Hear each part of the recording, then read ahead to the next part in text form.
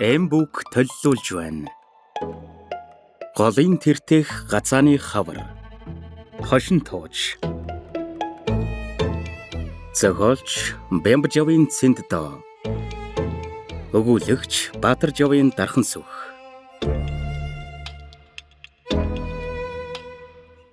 Шанаг Чума багштай зориуллаа.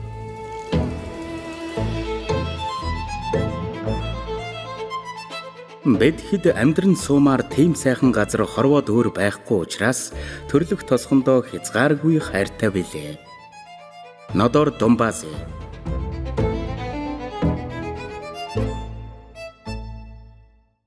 Манай дотор байртай сургууль 5 хошуу малын тус бүр нэжгээд бас бүрээ үлээсэн пионерын нийтдээ 5 баримлтай, 10-аад байшинтай, 3 игнээ гудамжтай бяцхан суурин маань газрын зурган дээр байдгүй юм.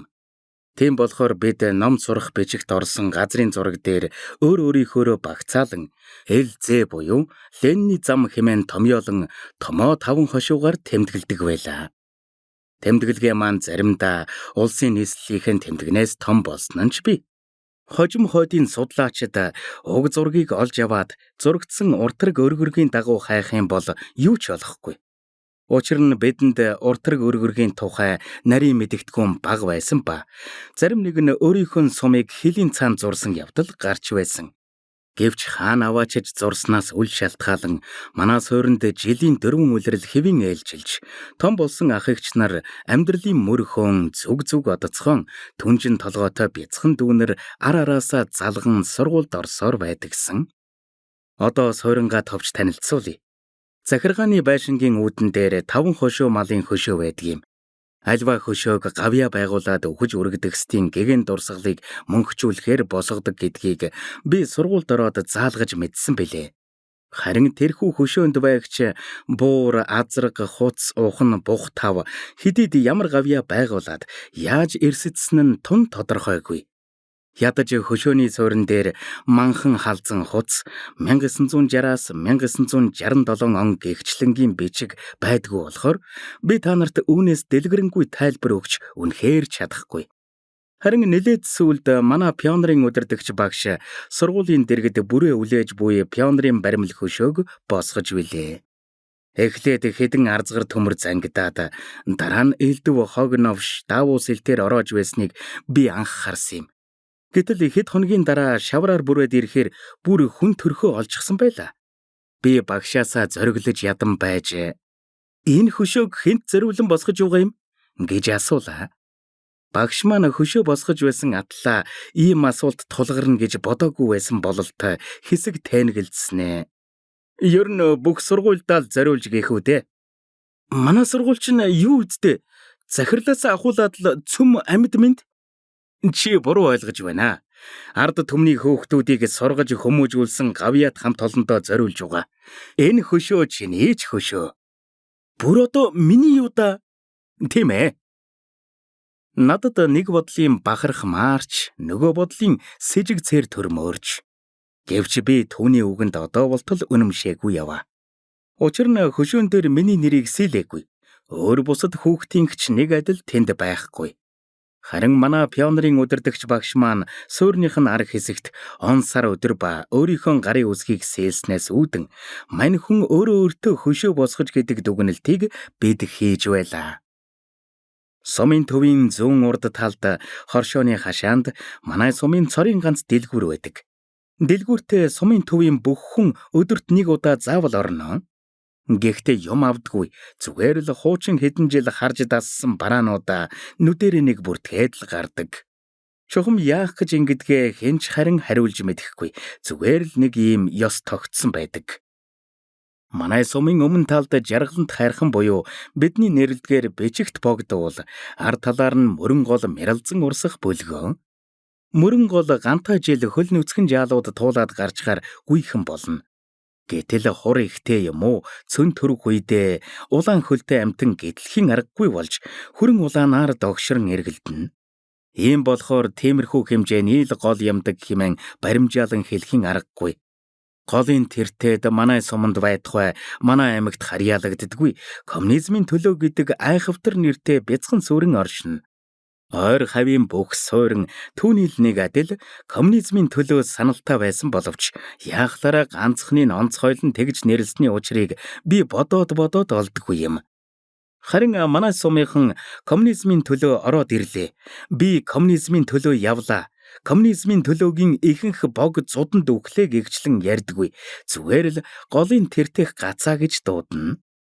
Нэгэн хавар манай суманд хаашаа ч юм явж байсан баахан орос цэргүүд ирсэнтэй холбогдуулан босож ирсэн нэг яриа бидний санаанаас ёор гардаггүй. Биднийг байрны багш дуудаж цуглуулад "За нөхөд минь, манай суманд зөвлөлтийн армийн дайчид ирсэн байтал та нөхөд орос цэргүүд хэмээн хэтэрхий буруу дуудаж байна. Зөвлөлт толгойд улс бол 15 бүгд найрамдах улс, олон үндэстэн яснаас бүрдэх ба орос бол зөвхөн нэг л үндэстэн нь. Иймд үүнээс хойш зөвлөлтийн дайчид гэж зөвөр дуудах хэрэгтэй. Түүнчлэн манай хүмүүсийн дунд альва газар орны нэрийг зөв бусаар дуудах явдалж байна. Тухайлбал манай голын тэртээ байгаа суурин ард түмний хүсэлтээр өгсөн коммунизмын төлөө гэдэг утга төгөлдөр нэртэй байтал зарим ухур мөчөд нөхөд голын тэртэх гацаа гэгчлэн буруу нэрлэж байгаа дутагдлыг ч засуу штэ. Тэд ч биднийг жинхэнэ нэрээр мань дууддаггүй шүү дээ хэмээн би тэсэлгүй дуугарч орхилоо. Манай сум Ленний зам гэдэг албан ёсны нэртэй боловч голын тэртэх газааныхан биднийг урд суурин гэхээс өөрөөр нэрлдэггүй байлаа.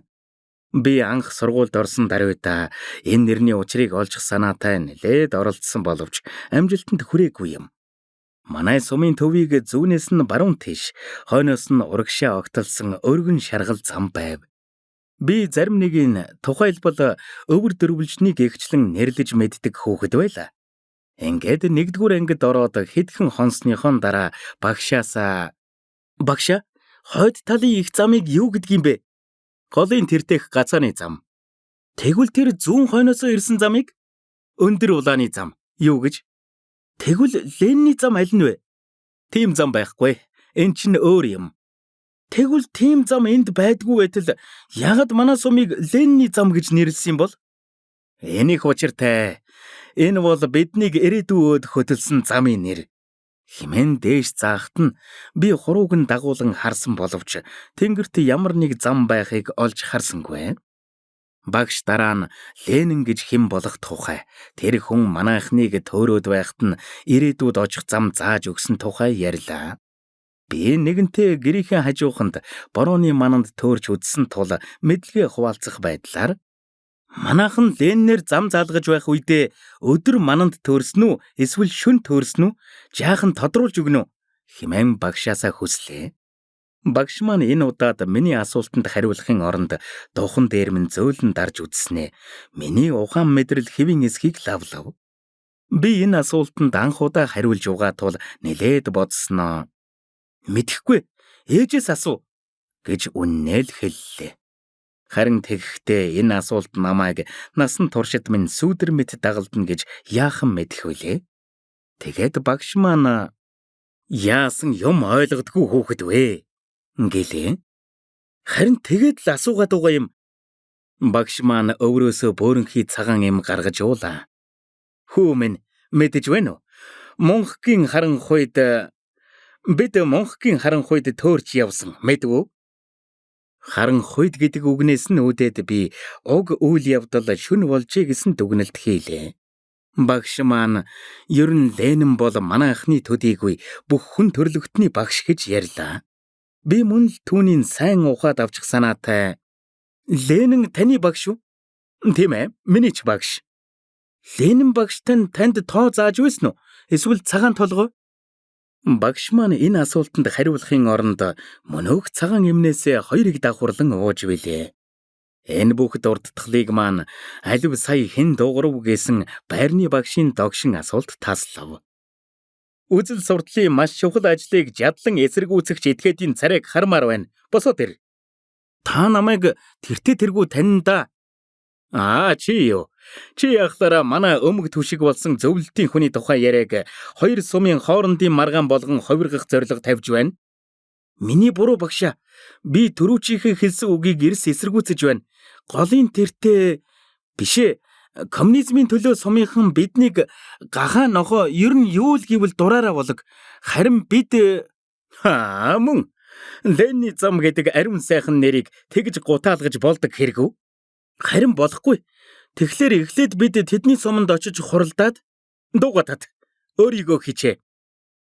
Ингээд би голын тэртех газааныхан биднийг заавал Ленний зам гэж нэрлэх албатай эсэх талаар тодорхой ойлголтгүй хоцорч билээ.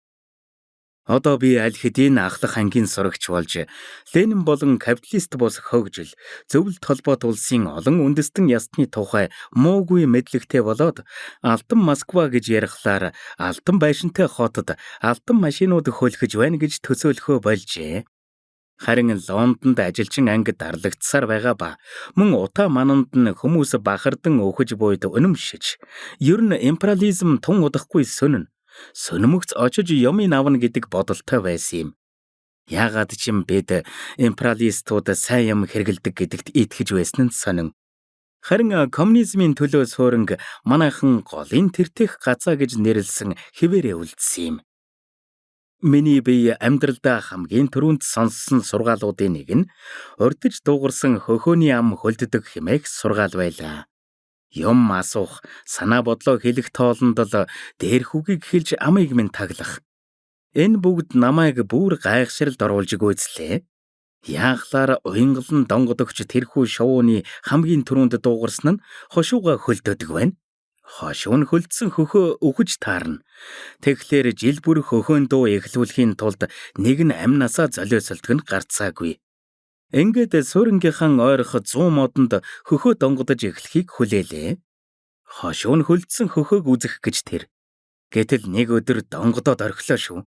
Ааг амсгаагүй гүйсээр төгөлд очиж хошуу нь хөлдөөд унсан мухар хөхөө жаал хайлаа.